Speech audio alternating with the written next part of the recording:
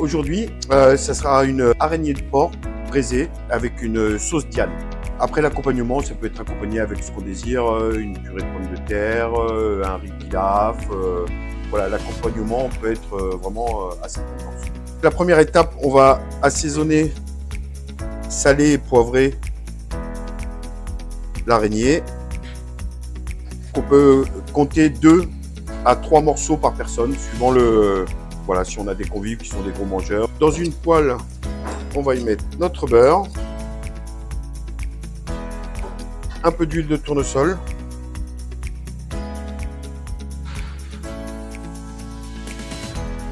on dispose nos morceaux de viande dans la poêle.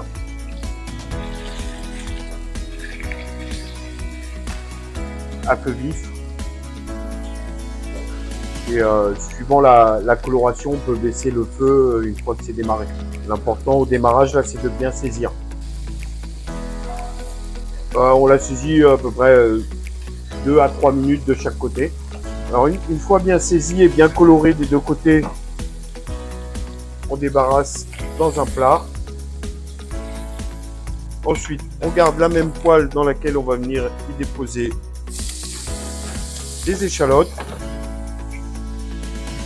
du poireau et des carottes. On fait bien revenir l'ensemble. Une fois la garniture de légumes bien revenue, on déglace avec un bon vinaigre. Donc moi j'ai choisi le vinaigre du Château de Joux.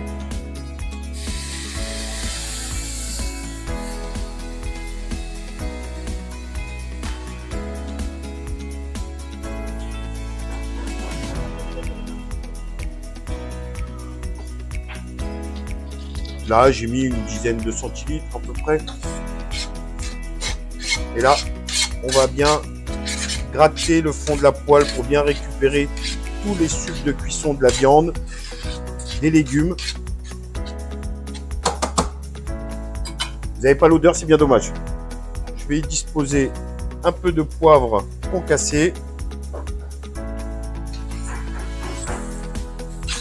Une fois le vinaigre évaporé, je dispose un petit peu de farine.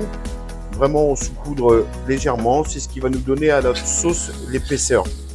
Donc, si vous voulez une sauce plus ou moins épaisse, vous adaptez la quantité de farine.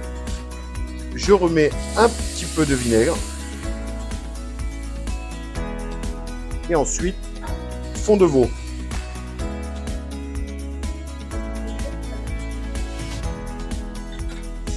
Alors, un fond de veau, ça se prépare avec des os de veau, des oignons, des carottes, de la tomate concassée.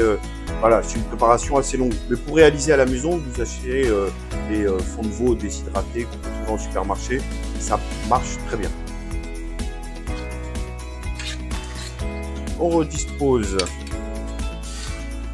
l'araignée dans la sauce. Et là, on va le disposer au four pour une dizaine de minutes. Et dans 10 minutes, ça sera prêt.